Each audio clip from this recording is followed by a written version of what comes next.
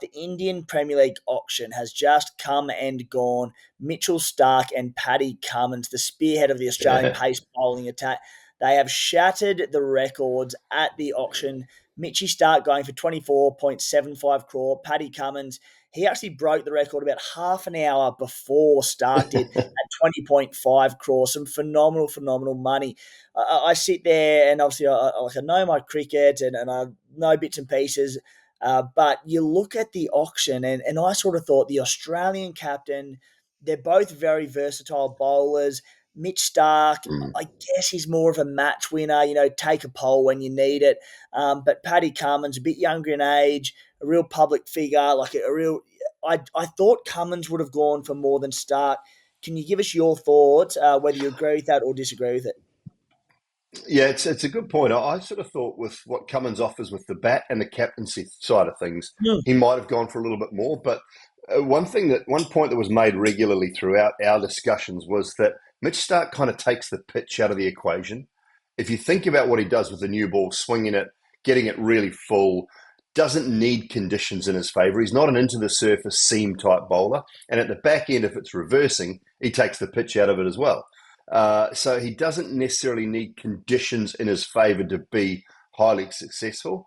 And not that Pat Cummins always needs that either, but I just think in the shortest format of the game, Cummins relies heavily on those cutters that he bowls. They don't always work on a great surface, on a really good flat pitch, whereas Stark can negate that Yeah. with his genuine pace and full pitch deliveries. So it's a great game of one-upsmanship, though, in the dressing room, that, isn't it? I mean, you had it for half an hour, Paddy. I'm sorry, mate. That's sort of, yeah.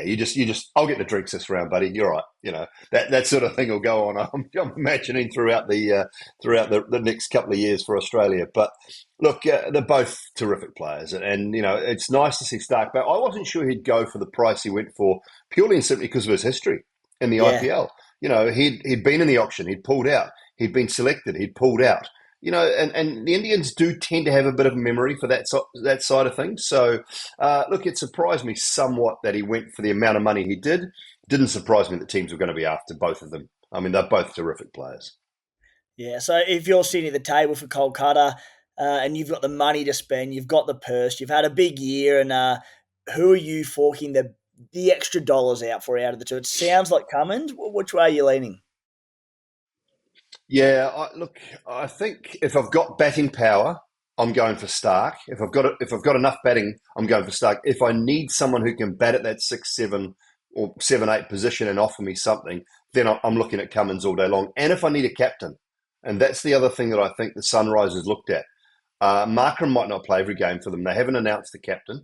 So Markram might not be playing every game. So they might have been looking down that track as well. And, she loves a good-looking boy. She's picked up Aiden Markram and Pat Cummins in the last 2 years, the owner of Sunrisers. So she's all right with that. Not stupid, Dooley. Not stupid at all, mate. I'll tell you what.